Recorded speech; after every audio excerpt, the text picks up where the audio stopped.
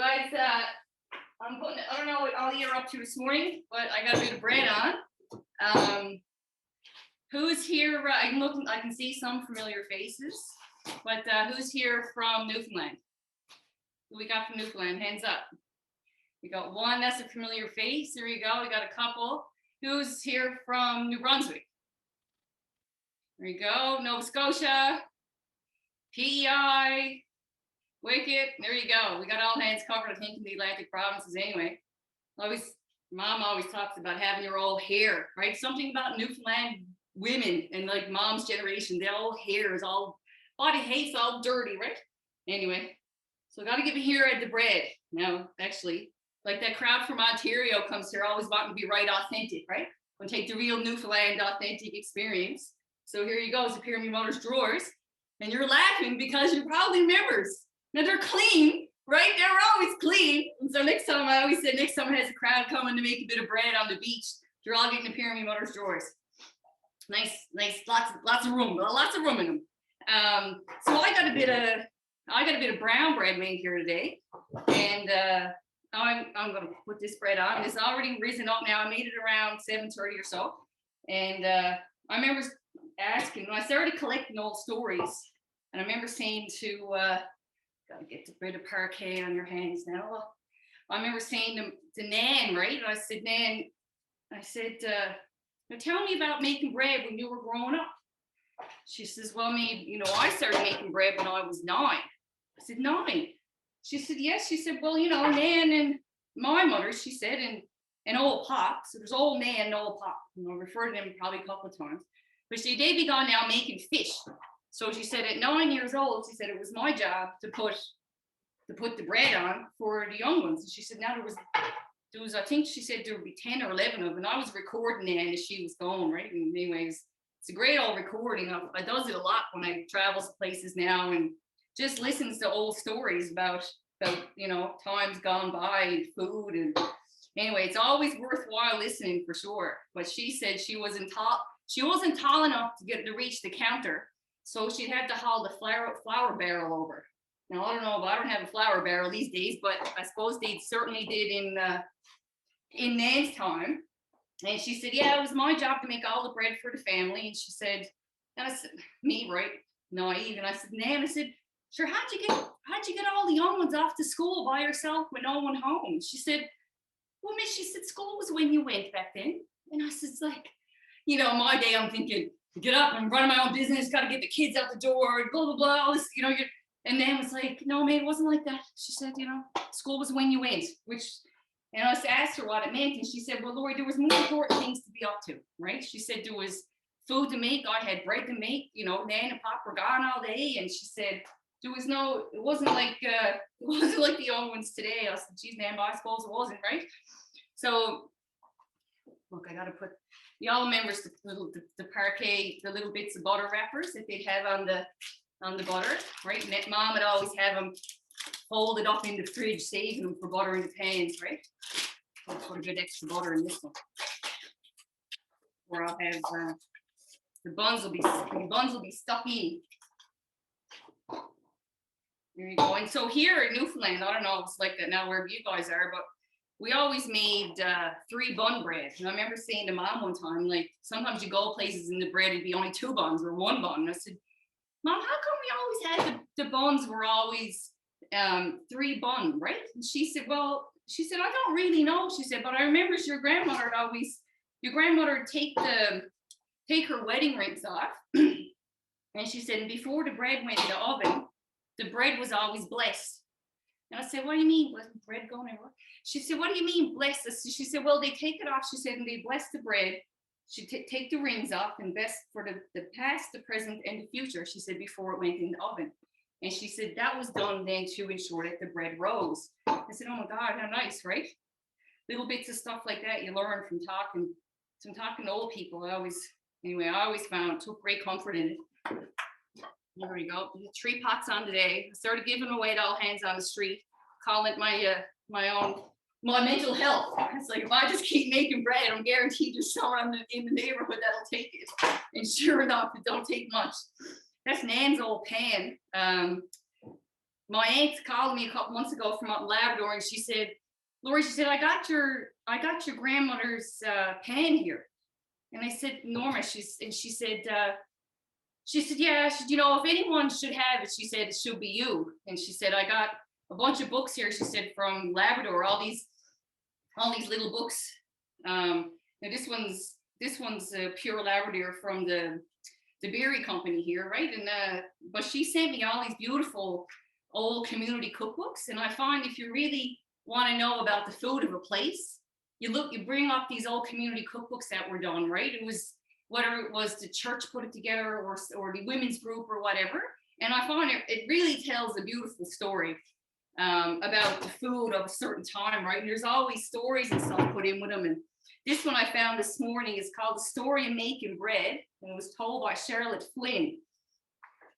And she says, "'Tis wonderful to know where your flour is. We live in a world of wonderful age," she said. "Years ago, when I was a young girl, flour was sometimes hard to find. I remember my mother, Effie Buckle, and Aunt Marion Trim, they didn't have enough flour to make a batch of bread each. So they put two lots of flour together, we could be at that these days, and made the bread, and when it was baked, they halved it. There was about 5 loaves each, and today we haven't got to do that. She says, we can go get our 7-pound bag of flour and put it in the pan, and we know where it all comes from. But them days was hard. It was hard them days." And yeah, so that's by Charlotte Flynn. And you know, the books that go on and tell the stories of that, that's the story of our past and our culture. And you know, for me, that's the stuff that I really love to pass on to people. So we're going to put that back on the rise now. Actually, I'll put that over by the fire. Anyone run out of yeast yet? Remember last year, all hands out of yeast, all hands out of flour? My God. So I remember saying to mom called me and said, "Lori, you got any yeast?" And I said, "Yes." And she said, "Well, you know, I'm going to come and get some." I said, "All right, I'll put it out at the door for you." We were in right on lockdown then. And then I said, I got some wild yeast made. She said, "Wild yeast? What are you talking about?" I said, "Well, I got wild yeast starter." And she said, I said, "I got Hilda Maxine in the fridge." She said, "Hilda Maxine? Who's Hilda Maxine?" And I said, and mom says, "Oh my God." And I said, "What?" So I remember asking mom one time how I got my name, and mom said, "She said, my Jesus," she said, your grandmother wanted to call you Hilda Maxine." And she said, "I went in the room, she said, I told your father I was going into crying. I wasn't coming out until he decided that we weren't calling you that." So I got my bread starter called Hilda Maxine. Anyway, this is a wild starter I made from juniper berries, actually. And believe it or not, cultivating wild yeast is not that hard to do. It's like any mother, you got to feed her. And so day before I goes to make bread, they often calls it a backslop too. You'll hear it in bread making. And or in lots of places too, you read about, they'll say, "Oh my God, it's hard to take me serious, a pair of drawers on my head." In lots of places, they'll say, you know, that you save a bit of dough and you put it in the fridge. And I remember reading about that in places like the Faroe Islands, actually. And actually, some of the people I spoke to on Fogo Island told me that they'd always, like after your bread was made, that they'd save about a cup of it. But so this is a starter I make, and I'll feed this in a couple of days, really, probably 2 or 3 days before I go to make bread. And it'll sit out on the counter then. And you know, you can put it in everything. You can put a little bit in. You haven't got to use it as a full yeast starter. You can still add your bit of commercial yeast, but it adds a really nice sourness. So anyone who likes that sourdough bread, I'll always put a bit of this in my bread and leave it out. And this time the more will be twice as big. And I'll throw a bit out and add a bit more flour to it and feed old Hilda again until I go to make bread, probably 3 days later. And then Hilda's all excited and exploded. And so then she's good to go. But is anyone out there making a few T-buns these days? No one making T-buns. There you go, Kathy, right? Yeah, exactly. So I always serve T-buns to well, when I have guests on the beach, there's always a few T-buns on the go for sure. And this is Mom's recipe. Well, she says it's Nan's recipe, but I believe it's like all that crowd. They says, "Oh, this was your great grandmother's recipe." And the truth be told, it was like the one that came on the back of the Hershey chocolate chips package or the Crosby molasses jar, right? And you look it up, it looks the same. I was like, "Oh my God, it's Nan's recipe." Maybe it wasn't Nan's recipe, right? So I got a bit of flour here, and I got my baking powder in there, and I got salt in there, and a bit of sugar, and I got the parquet on the go because I started making it. I loves the real butter, right? Now I didn't know what real butter was until I was 25 years old, I suppose. So and I started making mom's tea buns with real butter, and I always figured why they wouldn't taste the same as mom's. It's like, well, because mom used parquet, and so now I make some with parquet because then that's how they taste like mom to me. So anyone who's ever made buns, you know, that it's just about, you don't want to overwork anything, right? You can't, because then you'll be making bread. The purpose of making bread is kneading and kneading and kneading so that you actually get, you build up the gluten. But in a bun, what you want is the opposite. And so this is, like I said, the flour, the sugar, the baking powder, the bit of salt. Recipes up on my Codtown site if anyone wants it. Mother's buns. And then so what you're looking for is just a crumbly mixture. And there's still, it's not like a pastry where you got big blobs of butter in it, but just a nice little quick mixture.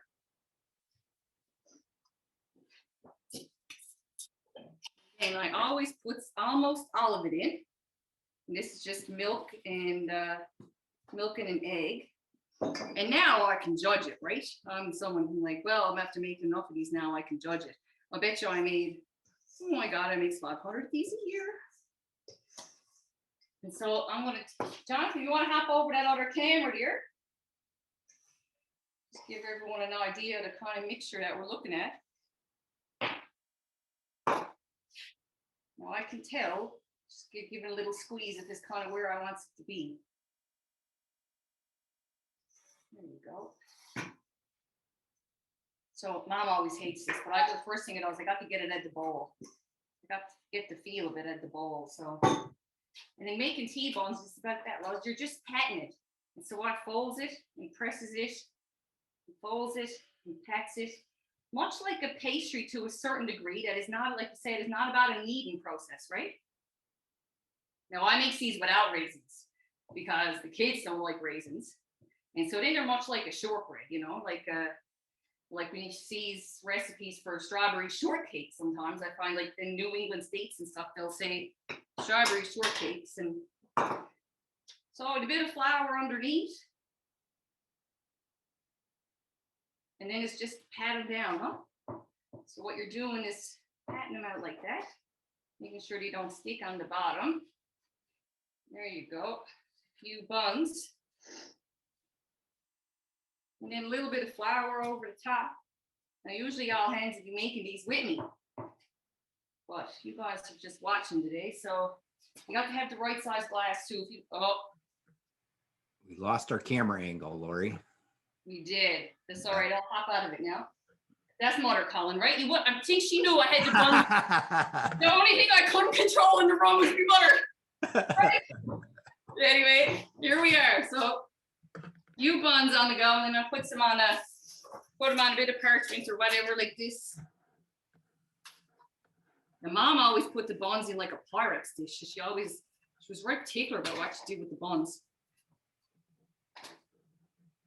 But they're always a family favorite and always something we took in the woods with us, whether I was, you know, in later years, father took me and showed me how to do a bit of rabbit hunting.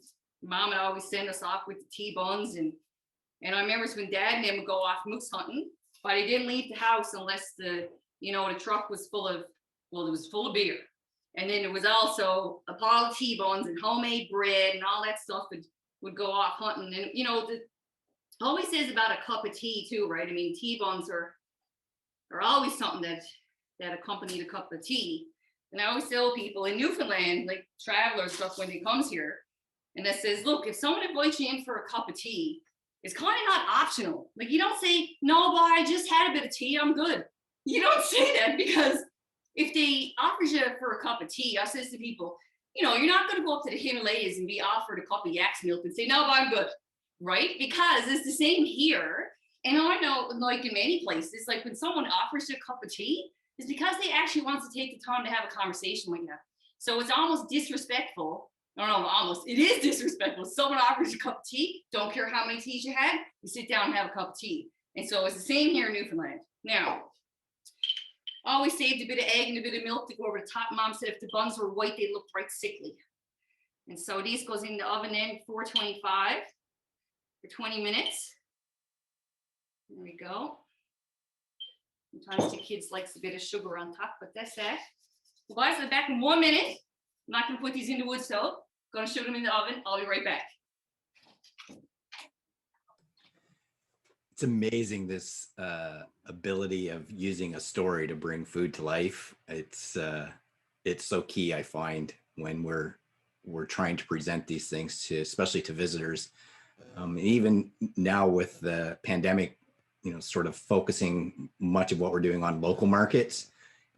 I find that I've seen some people in the chat room talking about, the same recipe for the biscuits. And I think many of us, especially during strawberry season or blueberry season, remember those biscuits, as we use them for strawberry shortcakes and those things. So, the ability, I think, to bring those stories to even to our local market, I think is something to really be thinking about as you start to build out some of these culinary offerings for 2021.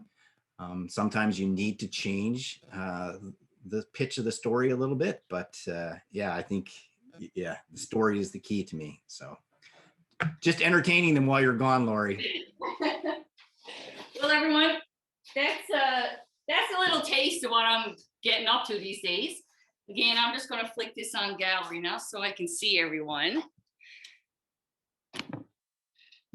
There we go. So thanks, Jonathan, for having me today to gab away, and thanks for all you guys for coming. This is not where I'm at my most comfortable, right? In front of a computer screen, talking to people. I've gotten better at it. But of course, if anyone who knows my business, and, I'm like, my place to be is out in the woods and out on the beaches with people. And that's what I've been doing for 10 years. And actually, the business started over me and Mom being out in the berry grounds and over T-bones. And every time I have guests out, I serve them T-bones. And I remember saying to Mom, I spent, I don't know, 10 years, I suppose, on and off in kitchens and working in tourism and kayak tours and boat tours and all that good stuff. And I was in commercial kitchens then, and then I ran a personal chef business. And last going off, when I had my daughter 10 years ago, I said that if I could stay home with her, then I would. And so I stopped working, and that only lasted about 6 months. And then Mom and I spent lots of time out in the woods and stuff with Mom, and it was really nice time. My daughter was, like I said, only 6 months old or so at this point. And we were out having T-bones over fire. And I said, man, out picking berries. And I said, Mom, imagine, I said, if people could come to Newfoundland and come out on the berry grounds or go on the beaches like we did and do something as simple as this. And she said, simple as what? It's like sit around a fire and have a cup of tea and talk about the food and talk about, what it was like growing up here and being able to pick berries and just something simple like that. And Mom said, oh, sweetie, she said, that sounds lovely, but no one's going to pay for that. So, and I always love to tell that story because I think at the bottom line, it reminds us of the stuff that's so everyday to us and so our, what we grew up doing. We don't think much of it until, until stuff like this happens and we're like, die now to go out to the cabin, or you'd be out somewhere with a bunch of people, and it would always makes us realize how important that stuff is to us, right? And I always say, like, there's no feeling that you can wrap your head around, like being out in the woods and out in nature and spend a day, whether it's rabbit hunting or whatever you're doing, and I have fly fishing, whether kayaking, like all that stuff is, and is more about, I suppose, the mindset that you get in, right? And I'd rather go out in the woods and cut wood all day and lug wood all day than being writing invoices and managing administrative work. But that's where I find myself now a lot of the time. And when all this happened last year, for me, I shut the business down last year, and that was just a family decision. I got an 8-year-old and 10-year-old husband that works in the medical field. And so I shut down and I refunded everyone, and I had a sold out, booked solid season. and all kinds of fun stuff I like to do and travel. Was supposed to go to Ireland and speak at a very cool food festival and all this stuff. Anyway, like we all did, we all struggled and figured it out. And I suppose for me, that was the best decision. And something else that never lasted long, because then what happened is that the conferences I was supposed to speak at were then calling me and saying, Lori, you know, we're doing the conference online. Could you do anything for us online? And I'm like, what? And it was, you know, the Nature Conservancy. I spoke for them several times, and I'm a director on the Canadian Wildlife Federation. And who else? Like Nalcor conference. And so all these conferences still had to take place, and they took place online. So I was asked to go and speak at them. And for the first time, they were actually offering you money to go and speak at them. Right. So all of a sudden I was invited to come give a talk for an hour, and they were going to pay me $300. And I was like, Jesus, I just got to walk from the kitchen out here out to the workshop and sit in front of the computer. And mind you, like I always do, I had to make it more complicated than that, because I had to be out picking weeds, and then I was out getting seaweed and wait until low tide so I could pick mussels and bring in and do an edible spring foraging talk was one of the first ones I did. And then as time went on, I suppose, local people started coming to Twillingate Digital Arts Festival, which I always go up and do an experience for them out on the beach. And they said, Lori, can you put anything online? And I was like, all right, called the girl I'm writing the cookbook with, Marcia, and she's a photographer and arts major. And I said, look, the Twillingate Festival is looking for someone to do an online presentation. I was like, why don't we do storytelling through food? And she was, digital storytelling through food. And she's like, yeah, we can do that. So we spent, 3 weeks, and we put together a conference, a presentation, and we did that. And all of a sudden, those guys pay $1,000, right? And so all of a sudden, I'm going, wow, okay, there might be something to this, and it might not last. And like everyone right now, we don't know where any of this is going. Like Jonathan says, if anyone knows, let us know, because while we're talking and teaching and sharing about what we're doing, we're the same, like we're just trying to figure it out as we go, right? And then, it's been brought up a couple of times that these companies still have marketing budgets, and, people who are writing articles still for travel magazines, they still got to have people to talk to and stuff to write about. And so Amy called me from the Walrus magazine, and she said, I want to write this article about foraging in Newfoundland. And I was like, all right, another article about foraging in Newfoundland. Awesome. And she says, no, she's like, but how can we make it really interesting? And I said, well, why don't you actually come out foraging with me, and I'll take you out on Zoom, and we'll set up 4 of these sessions. And every time we go out, I'll take you somewhere different. So I took her to the beach one session. I had her in the woods picking mushrooms with me and the kids, and a buddy of mine, another session, wherever. Anyway, and that stuff never ends, I suppose, is the bottom line. Like, people are going to want to hear from you. They're going to want to know what you're doing. And let's face it, the people who are showing up to stuff like this, we're going to be here when this is over. And that's the bottom line. And so we're going to figure it out along the way. And what people want is that they want for us to still show up and in some way maintain a connection. For our businesses, we can't just drop off the planet. This is not a time to do that. And I really think that, pushing our DMOs and pushing our tourism departments to recognize that, like, this is becoming a thing, this online thing. And yeah, it might not last, but right now, why can we not sell Newfoundland to the world this way? Because everything else is happening like this right now. So it's not like, we're joining the trend as such, right? And so people are expecting this now. When I look at what I had to learn, oh my God, there was tons to learn. Like, I'm not an administrative person. And now I'm spending more time behind the computer doing this stuff than I ever did in my life. And so there's technologies to learn, there's cameras to learn, there's learning Zoom and learning all these platforms that I've been playing with to try to figure out if you can, how to stay alive in the market today. So anyway, I can go on. I don't know if there's any questions there, Jonathan. I got, lots of points down here to talk about. But is there anybody? Yeah, we've got one from Ian. He was asking about, he's seen your online cooking shows on Facebook. Yeah. how's that going? And is there a way to monetize it? Okay, so there's lots of, here's my 8-year-old who are at home going to school. So you have one question? Not right now. Yes, you can have the last cookie. Don't ask a question right now, but can I have the last cookie? Okay. I love it. So the monetizing. Okay, so there is ways to monetize it. I'm not monetizing Facebook, but Facebook is my, what I call my, showing up in life, right? Most of what you're seeing on Facebook is Vanessa, who's been like my right arm since forever. And she's like personality extraordinaire. If anyone's ever seen her, you don't know what's coming out of her mouth. And she's always lived behind the scenes. And so I thought it'd be fun to put Vanessa out in front. She loves it.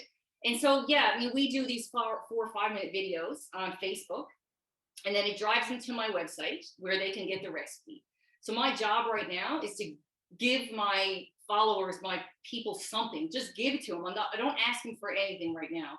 I'm not at like, well, yes, I'm selling stuff. Like I'm obviously selling my online courses, but it's not that hard sell. It's like, it is, even when I do little promotions, it's like, guys, email me if anyone wants this curing spice. Like I'm mailing out curing spices for free. I'm mailing out Cod Sounds knitted socks and trigger mitts and like anything. Like we all just need something light right now.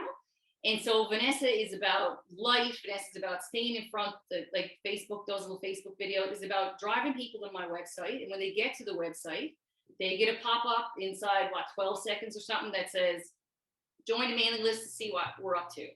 And I have to tell you, for 10,000 followers on Facebook or 5,000 on Instagram, the most powerful tool you got in your back pocket is your email list. And I cannot stress that enough, because you got 10,000 people on Facebook, you're looking at less than 1% of them are going to buy. I've only now recently gone on Facebook, because just because they're on Facebook and they're following you, they're not the people generally who convert into sales, but they are the people now, just 10,000 more people who know what I'm at. And maybe someday we might come back and get a sale. But really your email list is the people who actually buy from you, right? So before this, like when I would put up my calendar for this year, for the summer, for the fall courses. Now again, super small business. So, and my experiences only take 6 to 8 people, super intimate, and they would sell out. Like inside, like literally I would press send and it would be ting, ting, ting emails, because those are people who already bought from me before. They already want to do the stuff I'm doing. They already want to partake in it. And so whatever new you put up, that's your highest percentage of sales comes from that. That's what I've learned anyway. Yeah. Anything else there, Jonathan? I know this is an unfair question to ask, but I'm going to ask it anyways. Yeah, that's where we are. Given the craziness that we're in, and I know, like, it's even crazier right now in where you are in St. John's with the lockdowns, and it came out of nowhere, to be honest with you, right? I mean, we were doing so good. Yeah. So it's always hard to plan when all of a sudden something crazy like that comes up. But where do you see, the opportunity in this sort of culinary scene being for the next 6 months, 12 months kind of concept, given, the impact that it's had on the restaurant and business? Yeah. And you coming out of that and working with some of the most well-known restaurants in Canada, and now doing much of this, in the outdoors, I guess just, if you could share some of that insight on where you think it's going, and the opportunities that you see or the challenges, that'd be awesome. Yeah. So, don't worry, I've thought about it, like all of us. So like Perry, anyone who listened to Perry last week, Perry talked about investing. So, in November, the first thing I did was, and I really felt that, I guess we've been in it for long enough then, and we hadn't had a big outbreak like this. And I was like, oh yeah, this summer, man, people are coming back here. Like, that's it. We're going to open up this summer. It's going to be wicked. So I hired a bunch of people. I had 6,000 dollar deck built out at the cabin, looking over the pond. I bought a trapper's tent from Labrador, and I was like, that's it. This summer, I'm never losing another day for the wind and the rain. And so I'm going to be able to start earlier and have guests, and I'm going to be able to push them further into the fall. And then I'm going to be able to continue with my stuff in the winter. And so I'm still investing, and I'm still going to take that route. And right now, and it, this right now, I guess you could start this every week. Well, right now it looks like this, but like people are going to travel again. It will take time. And so for me, this stuff right now is an in the meantime fix. And what's going to happen, unfortunately, is we're going to lose a lot of our providers, right? I think we all know that not everyone is going to show up and be able to stick through this time. And so when people do come back, then I'll be here, right? And I'm going to make sure I'm here because I'm going to do everything in between in the meantime to try to keep myself in this market. And I think that's what we should all be like thinking about, is like, how can we still manage to show up for the people who helped us get to here, for our province, or and the people who are locally. And we know the locals are not going anywhere. And so I'm already getting all those private bookings. There is not enough, there's not enough of us as it is to fill this private booking market, in my opinion. And yes, the work that I do is, and my business is a pretty popular thing, but lots of times when people go looking for stuff to do locally, they find me pretty easily. But right away, I mean, when this happened, all of a sudden you're getting families. Oh, they're in January, 2 weeks after Christmas. It was, we don't want to take my dad out to a restaurant. He's immune compromised. It's his 70th birthday. They're here from Ontario. They've been here for 3 months. They're going back home. We know what they're going home to. Can you do anything for us to make that day special? And so I can look at all the cookie cutter experiences that I got. I mean, cookie cutter now there. But the thing is that they having the ability to, and Jonathan, I might be gone way off what you're talking about, your question here, but having the ability to actually customize that stuff for people is where it's going to be at, in my opinion. So she said, well, we love the On the Hunt. So On the Hunt is 4 hours at the cabin with me, butchering rabbits, skinning rabbits, setting rabbit snares, cooking rabbit over open fire. And she said, I'll be honest, I don't think mom's going to do that. But I said to her, it's no odds. I said, tell you what, if you're looking to just give your dad something special, I said, come up to the cabin for a day. Here's all the stuff we could do. I said, or you guys can sit around and I'm just going to feed you. And we're going to light the fire. We're going to have a cup of tea around the fire. And they booked that for $600 for the 4 of them. And it's 4 hours up at the cabin for me. Now, I'm up at the cabin anyway. So, I mean, to be able to make that kind of money and offer someone that kind of experience, who they're like, you know what, just give us anything. And Jonathan, I've talked about this. We got kids home, we got family. We're like, just do anything. Just take me out of this for a day. And that's all they wanted. They came up, they sat around the fire. When they showed up, I was sitting around the fire making splits. Why does anyone make splits before? They're like, no, gave them all log here, make 2 splits. We had a cup of tea. I took them in. They didn't want to skin the rabbits. I showed them how it was done. I showed them how to butcher it. One of them did want to skin the rabbit and butcher it inside. We walked up to my neighbors. We went to the hen house. We got the fresh eggs. We came back. We made fresh pasta with them. I hauled every bit of everything from, the moose head brawn. I had the cured moose heart. I had the pig leg dragged up to the cabin with me. I had the cured leg of lamb up to the cabin. And we literally sat down and I just fed them for hours, and they yearned and they talked about everything and nothing, and that's all they wanted. And they went away, and the feedback was, I mean, for me, it was literally the neighbors dropped over from the cabin, and they just wanted to sit around and have something that they could, that family time. So back to what you asked, I suppose, that is not going anywhere, right? People are going to want special moments now more than ever. And they're in our backyard. And because they're not traveling either, I believe that there is a big opportunity to offer people culinary experience right now. And like, this is not a trend. It's not going to go away. You watch the culinary experiences globally. They're not going away. It's not just a fad, right? We know now people travel because they want more to do with culture and an in-depth experience and all that stuff, right? So it's not going anywhere. We just got to figure out what we're doing in the meantime.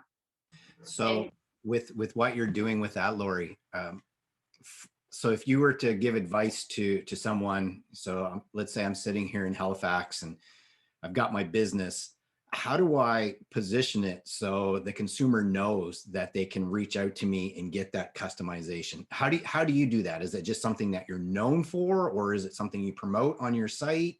Or no, I didn't actually. Oh, that's the T-bones. Hang on.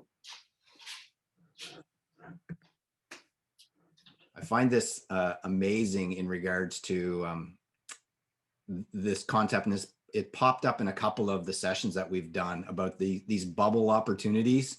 You know, that word bubble has been in every one of the sessions that we've done. Is what is that opportunity to work with those households, with those, oh, those look awesome.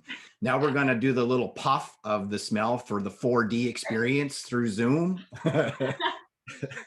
But I think it's really cool to think through, how are you getting your opportunity out there to potential consumers about, just because you don't see it on the website doesn't mean I can't do it. So how does that customization page build out? Like for you, Lori, is it an opportunity, for example, this is an example of what I can do for you type of thing, or like almost to present what the opportunity could be? Yeah. A lot of the private stuff, that it comes from two places. It comes from the places like, Jill Curran of Maxim Vacations. It comes from, let me see, that's probably one of my, and that's only when travelers were coming here, right? She, on top of the courses or stuff I had booked for the summer where the traveling public could buy, when the traveling public came here, the ones that came through her, so she knew that I could already offer, I could land you on Signal Hill on a chopper if you wanted. Like that make it all happen kind of moment is something that, yeah, a lot of those people knew, but you know what? People just often reach out generally. Like I haven't done a big push that says, get in touch and we'll craft your family experience. But if that was something, that's what I would do. Like I would get on the Instagram and get on the Facebook and start giving people content and telling them full time, all the time, that let me craft your family experience. Let me take you in the woods for the day. All the stuff. It's like, and we talked about, like, tell them that you're ready. Like I'm ready. Like we do it like a absolute no contact kind of experience, because that's what they're looking for now. People are scared to death, right? And so, and as time goes on, like we were all relaxed about all this here, right? Because we essentially had no COVID, and now all of a sudden we're in a different situation now, right? So people are going to want to know that you're able to provide a day for them, like a safe day for them. Now bubbles are extremely attractive because they only have their own family members in it, right? But how are we going to create something where I'm not sitting there doing all the stuff I used to do, cutting your food and, chopping wood and feeding? So that's like little logistics around ways that you can make people see and explain to them, how this can be a very safe experience. That's going to be number one, I think, for people. And yeah, what would I do? I'd blast social media with it if I was, and I would do what I've always done. I'd start on calling the media again. It's like, invite a writer to come out with you. Like you guys, like the Saltscapes magazine, for instance, like I've never bought advertising in my life. But when you look at places like every blogger and magazine writer and everyone everywhere still needs content to write. Like and I literally would sit down and go to the back of Food and Travel magazine and write editors from the UK and from France and from the States and say, this is who I am, this is what I do. You guys are looking to write an article. I've seen your such and such article on so-and-so. I would always make it personal. I was like, yeah, read your article on Nick Welters in Hunt Gather Cook magazine. Loved your work, blah, blah, blah. This is who I am. This is what I do. And you know what? It makes it really easy for them. And lots of the stuff I do too, it's like, it's just community stuff. Like you just have to figure out a way to get out in front of people, whether you're speaking for like the Rotary or the school. Like the kids' school just called me and asked me if I would do, and they're all online now too. So I look at people who are running like kayak businesses and any kind of skill right now. Every school out there is scrambling right now to figure out how to teach their kids. And so I'm writing up stuff that now that says, hey guys, if anyone wants to do a food and culture in Newfoundland talk, bring me in, right? And it's not that I won't charge for that for schools. But all of a sudden, all those kids and all those parents now know that I'm teaching, this is what I teach, and I can do custom stuff. And so, I don't know, I suppose I'm just someone who can sit around and come up with stuff like that all the time because I love it. 4 o'clock in the morning, there's coffee, there's like writing going on. So. I think it's great. I mean, I think you're absolutely right. And I want to come back to that concept of content, because I think it's something that is an opportunity right now for, everybody has probably run through their whole lineup of Netflix or Amazon Prime now, and they're just crying for something of interactive and that's real. But there was a question from Ian. You answered part of it when you talked about working with Maximum Vacations, but the question is, have you aligned with any partners from other sectors of the industry, accommodations, travel trade, tour providers, AKA where's your funnel? Funnels. Read lots about funnels. I have not, in the sense that, and I forget I spoke about this, so forgive me who everyone who's already heard it. But when it comes to partnering, this idea of, come and stay at this cottage and come out with me for the day and then catch lunch at this restaurant or this grab a picnic basket from wherever. I don't do that anymore. Not for any reason particularly, but here's how I do partner with people. For instance, Outdoor Pros here is an outdoor hunting fishing outfit. And so I've had a long time relationship with GMIST, just from going in there, striking up conversations, and we did a canning session together a couple of years ago, and I'm teaching a curing session in starting Sunday. And he's the only person that I know on the island or here in the city who covers the curing salt that we need. And so everyone asks me all the time about curing salt. I now just buy extra, and I tell people, I got it in my mailbox, swing by and pick it up, you can have some. Because all hands wants to be making bacon or making hams at me because they're watching these videos that I'm doing. And I just mail some off to the States for some guy who watched one of the videos that we did about making salt mousse. Anyway, so I called Jeremy and said, look, I'm doing this curing class. I'd love to be able to tell everyone to go in there and get your stuff. He's like, yep, no sweat. That'd be awesome. He said, I got an order put in. It's coming in from the States. I was like, hey, why don't we do a little video when it comes here, and you and I will stand up in the shop, and we'll do a live Facebook, and we'll talk about all the wicked stuff you got here for making meat and ham and sausages and curing. I know he's got thousands of people follow him. I know I got thousands of people. Then he got his Facebook, his Instagram, his blah blah, and that's just word of mouth, right? And that is the most powerful funnel you can have, because those people are all in my backyard. And so when it comes to partnering with people in your backyard, it's a very powerful funnel. It's a very powerful tool, and it comes as personal recommendation, and it means more to people. I think that's great. We've actually heard that a few times in the other sessions as well. I think with Chef Bosset talked about it with very much, sort of this informal word of mouth process type of thing. I have a question here from Duncan. Hi, Lori. Have you experimented with cohorts/courses around food skills where people sign up for multiple sessions at once? Not in-person sessions. So multiple sessions at once right now is being done online. The online, like I have a curing session, that's 4 sessions. And there is more strength in buying 4 sessions than it is buying one off. It also is also a whole lot less work.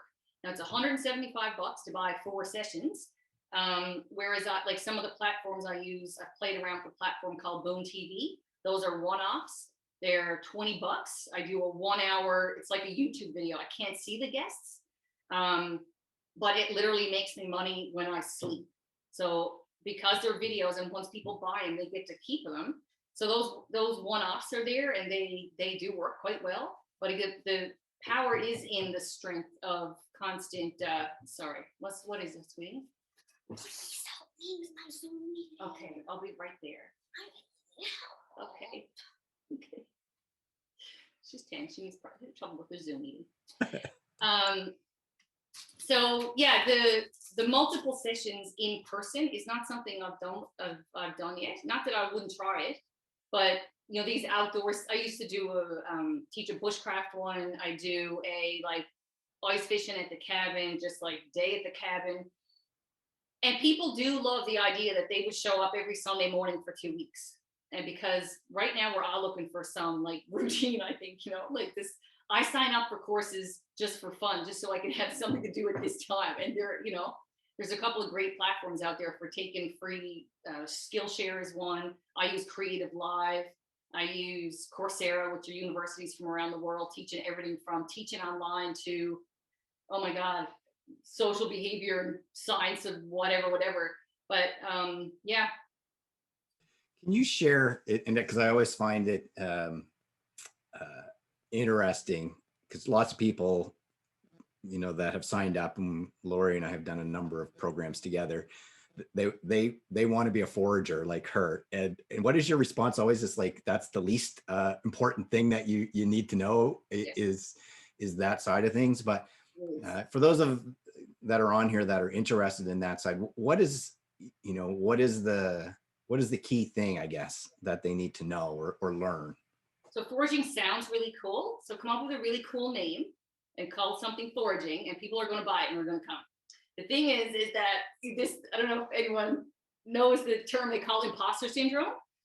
So I struggle with imposter syndrome. It's like, who the hell do I think I am that I'm going to go out and talk about foraging? Like, and the truth of it is exactly that, Jonathan. It's so much less about the 400 plants that I know. Like, that is not what it's about. You can go out and you pick one thing and you haul spruce needles off a spruce tree and you give them a grinder and they make spruce salt or spruce sugar and it puts that in their tea.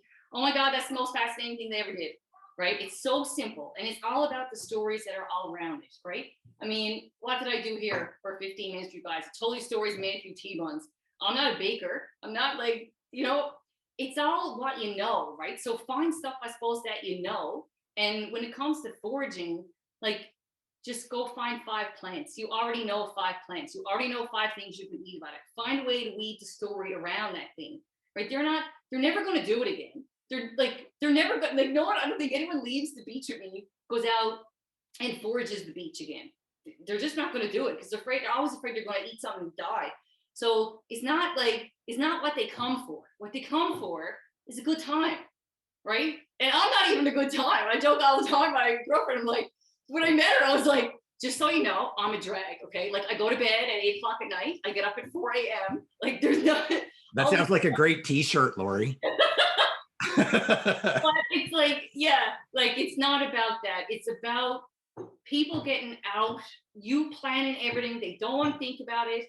They want to be out. They want it organized. They want to show up at a certain time and have a good time with someone. That's all they want to do. Guys, you're going to have to give me 5 minutes. I got a 10-year-old who's losing her mind about getting on her science class. I'm sorry. Does anybody have an example of anything that they're doing around the culinary piece with us that they'd like to share?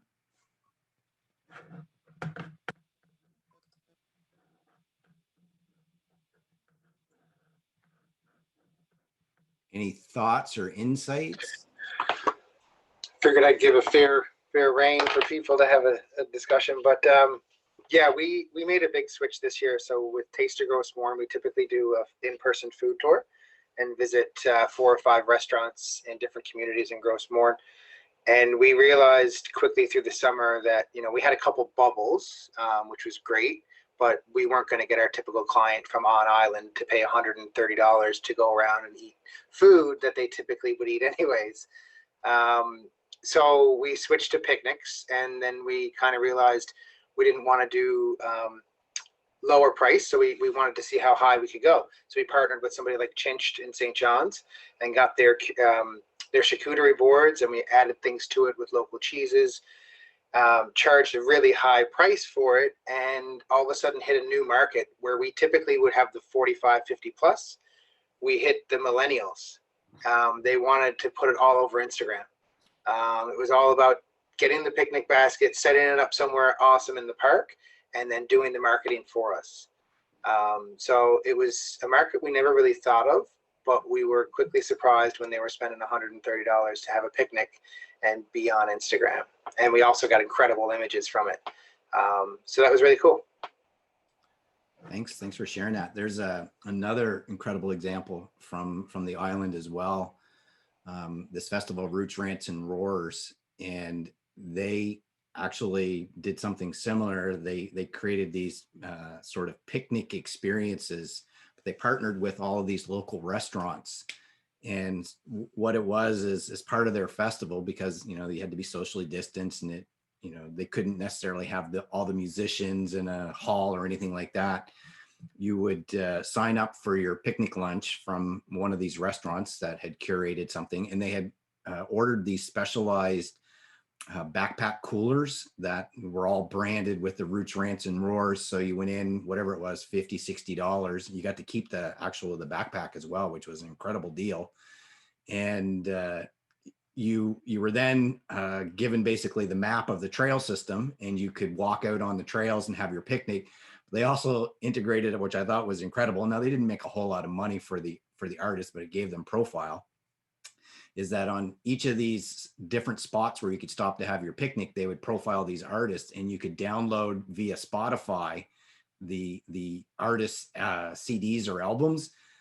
So they made a little bit of money for the festival because they had it integrated into their website. So whatever percentage of that. And then once again, it was a profile for the artists. One of the nice things is that many of the people that come out there wanted to support the artists. So they actually did end up downloading it off of Spotify. So money was going to the artisans.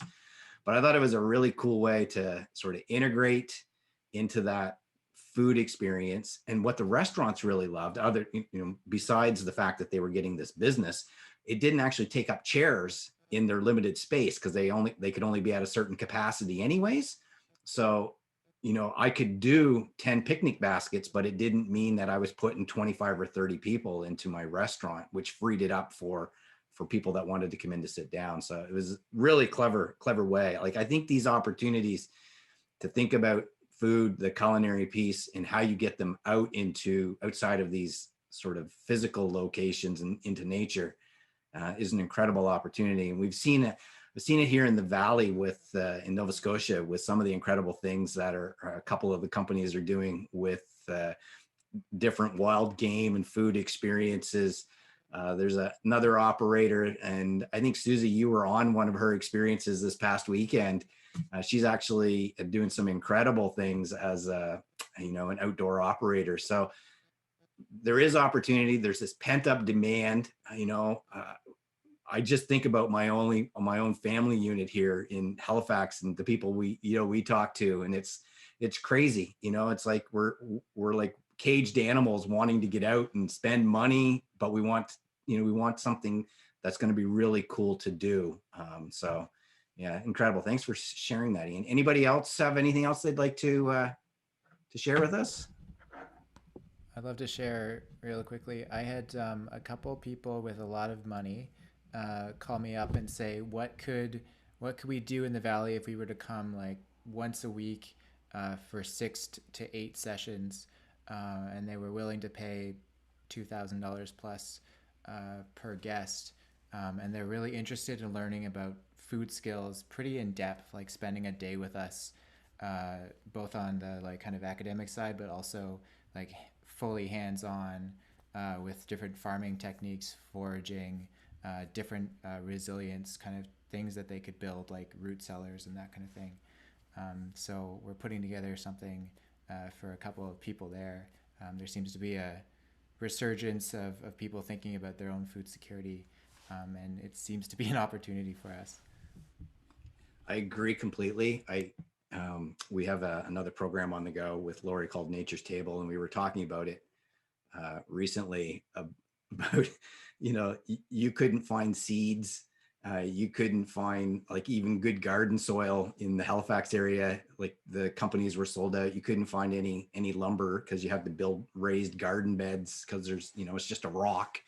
Um, people were wanting to have some sort of control over their own lives, and this pandemic has, I think, exposed the resilience or the reliance, that we have on food coming from, outside of Canada for the most part. And it was funny. I can remember when the hurricane Katrina hit us years ago here in Nova Scotia, and it sort of exposed, because all of our shelves were empty for a complete week because, the power went out. It was hard getting anything in here. And once again, there was this interest in, we need to take control back. We need to have ability to grow our own food, to harvest what we need. So it's been interesting to see that come back again with this pandemic. And once again, I think that there's people that, as you said, Duncan, that are willing to pay to either learn or experience these types of things. So a really good point. Anyone else have anything else they want to share?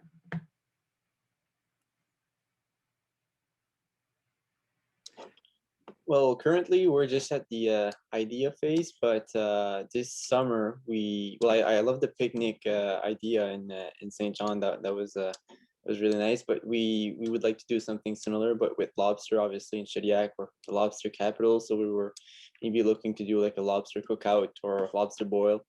We have beautiful beaches around, so there's nothing more authentic than eating your lobster on the beach. So that was mostly what we were looking to do for this summer. I think that's a great idea. I think we kicked around ideas like that with a group. What would it cost to get mobile propane burners and propane tanks that weren't too insane to carry around, and to be able to rent out that with a pot. You get a deposit kind of thing. Everything's all branded, but it isn't like everybody's going to be able to come into Shediac with a 5-gallon pot, right? So like how do you create these opportunities, without breaking the bank, to give somebody that really incredible experience? And it was neat because it took away all of that regulatory piece, because all you were doing was renting somebody a pot. You weren't cooking it, so you didn't have to worry about any of that health and safety side of things. And I thought it was a really cool approach and cool concept of it. So I like what you're thinking. I think, especially, Shediac is so well known for the lobster piece. So not that the background, it sort of splashes out at you with the giant lobster. There you go. Here's just an idea. I remember when I first started doing lobster on the beach, because our lobster season is really short in Newfoundland, and some friends in tourism would always say to me, like, why is no one doing anything with lobster here? Like, our lobster is, of course, everyone thinks their lobster is the best, right? So he was like, our lobster is the best in all of Canada, and it's like so cold, and we only have this really short window that we can harvest it. And so I put on lobster experiences. They're only available. I would do like, I would take private bookings for them, but I would only do maybe 4 in June.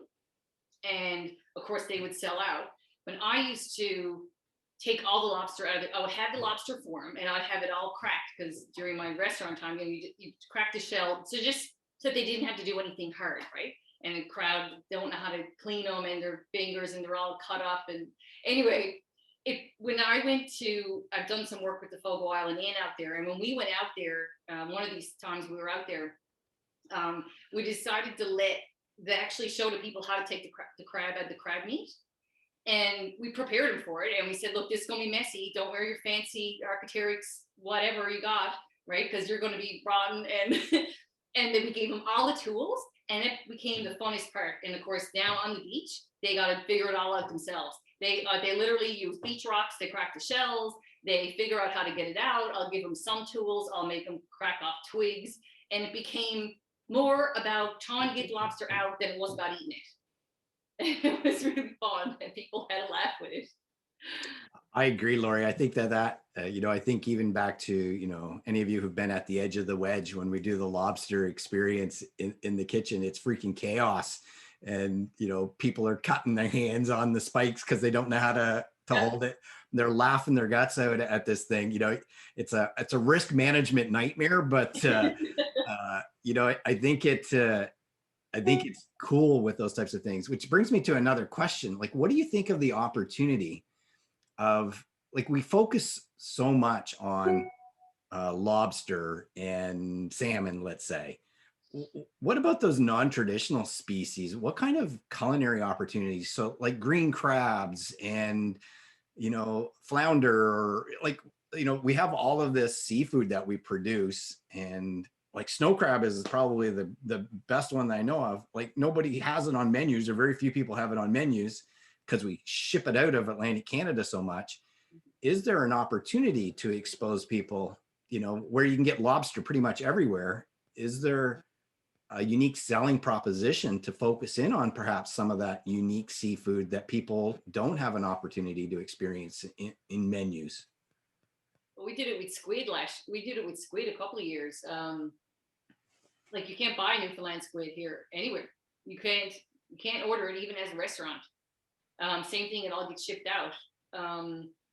And so we managed to get a local fisherman, got some squid. I made people clean squid on the beach. Like they thought it was so fascinating. I had the kids there, they were cutting up squid. It was awesome. And like back to it's not about how much knowledge you got, it's about the skills you already have, and creating that good time for people, right? Because it doesn't need to be just so, it just needs to be really simple, right? So I guess for me, I tell people all the time to stop overthinking it. Just put something together, take some people out, whether it's your family at this point, and just run through it. Like 1 hour, even, and is that where people can show up, whether it's, hike up into the woods where you are and there's a fire going, and you tell them to they need to bring 2 mugs with them, right? And they show up and you pour the tea, you don't even have to touch them. You pour the tea for them, they pick a bunch of spruce tips or whatever, they make a sugar, they put it in their tea, and then you have a moose soup or something, whatever your region is, and they have to bring a cup and bring a spoon, and you take the soup and you pour it out for them. Like these are the little simple things that I think are gonna make the difference in these experiences for people now, because people can't really wrap their head around how we're going to do a food experience anymore. And me too, like I sit down and think about it all the time, like how can I do an absolutely, almost touchless kind of food experience? And so little stuff like that, I suppose. But yeah, the whole squid thing, that was fascinating. People thought it was fascinating. That's so funny because I remember there's a really well-known restaurant in Southwest New Brunswick called the Ross Mountain. This chef, Chris Arney, he would be down on the wharf in St. Andrews, basically fishing squid at late at night. And he'd have half of the hotel guests down there at 11 o'clock at night. What are you doing? And him fishing these squid that only come into that part of the Bay of Fundy on a certain cycle anyways, but it was amazing. And then he had them on his menu the next night, sold out his whole restaurant. It was just, cool. What are you doing? Like, I've never had squid. It's, this incredible opportunity to do these things. So I really like your point though, about piloting or experimenting with these things. I think it's mandatory just I think it does a couple of things. It sort of either validates or tells us maybe this isn't a good idea. Yeah, I had lots of that too. But more than anything, especially this time and all this chaos, just being able to get out and experience this stuff, I find it refreshing and sort of renews your spirit as well. So it's, I think it's a really good idea. We really push this concept of piloting or experimenting with any of these ideas before you put them out into the marketplace. So I appreciate that point. Anybody else have anything else they want to make? I'm aware of the time here. I saw a few people that I thought might wanted to say something, but anybody else have anything they want to add? Matthew, you said you were going to do some stuff with lobster. Yes, yeah, we're hoping to offer maybe some kind of lobster boil with our paddleboard adventures here in Eastern Prince Edward Island. So very much in, much like Francois, in the early planning phases, idea Nice. phase. Excellent. Thanks for sharing that. But yeah, Lori, great input, great storytelling. Thank you. Oh, it was a great time. Thank you. Anybody Could else you have do paddleboard clamming? paddleboard clamming? Yeah. Great idea. We've got a couple of operators in New Brunswick who are doing paddleboard oystering.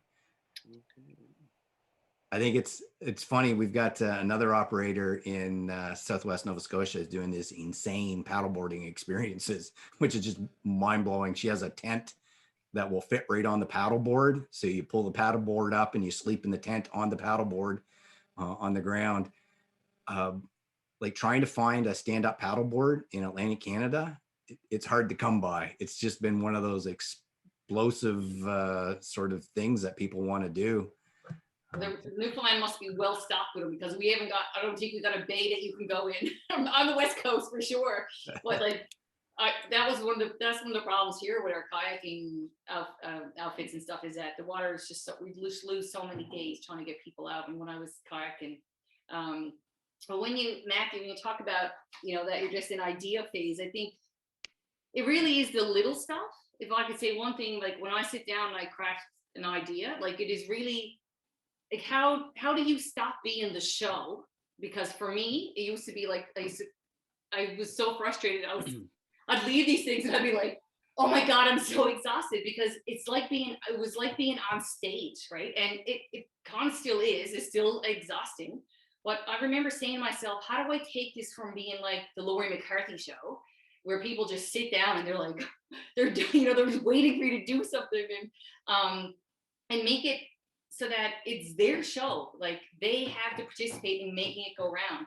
And so it started with the language around, I don't know if I still have, I pulled down a bunch of stuff off my website that, anyway, I don't know if it's still there, but I would start saying to people like, you're going to get dirty. This is, you're going to be cleaning the lobster. You're going to be starting a fire. You're going to be doing this. And so, and I would say like, this experience goes round by everybody. Everybody's going to have a job to do. Someone's going to be lighting the fire. And then when they show up, I was like, all right, whoever swung an axe before, whoever lit a fire before, and then you give them the tools to do it. And don't give them a lighter. Give them the flint, right? And show them how to do it, because it's all that little stuff. Like that I used to just do, people would show up, when you're like, they show up to the Hilton, the fire be going, the blankets be out, there's little scallop shells and their flowers picked. It was just like going to an inn. And I gave it up and I started making everyone do something. It's like, here, you hand out them plates now, just like you're in Nan's kitchen, right? And you got a crowd of family over Christmas time. Someone's doing dishes, someone's setting the table. And even when we sit down to eat, it's like, okay, you chop up this and you chop up this. And with a family, you can still do that kind of stuff. So, everyone learning how to open the clams and little stuff. Like I showed them how to pull the mussel out. Like we pick wild mussels are right in front of the beach where we'd sit, and they pick the wild mussel, and then I told them, just take the mussel out and use it like your little tongs. And actually they thought that was wonderful. Like it's such the little things. It had nothing to do like about all the plants that I would scramble over learning, or all the reproductive systems of the blah blah blah whatever, or how that plant reproduces. Like it's so not about that. So that would be like, when it comes to that, is like, make them do it, prepare them that they're going to be the person to make this go round. And that was the thing that actually, and then I actually went from calling I actually went to start calling them workshops instead of calling them like classes and calling them whatever. But I moved all the language. I changed the language. It's like, this is a workshop. You're coming to work. Like you show up on the beach, you're going to do all this stuff. And that actually was what like makes them enjoy their time better. Hands-on, very hands-on, in the middle of it. Yeah. That's awesome. Sure. That's great. Well, folks, I'm aware of the time. Lori, once again, incredible. Thank you very much for sharing your knowledge, your passion. I love the intro piece there. You know, I think one of the key things that everybody took away, and it was even in the chat going on, was the importance and the value of story, and where where you took people and that connection back to Nan, back to your mom. I think those are all things that we all have in Atlantic Canada, and that we can look at it sharing with our local markets, and hopefully when those markets from outside of the Atlantic region come back, they can be a key player with what we're doing in our experiences. So thank you very much. Thanks everyone.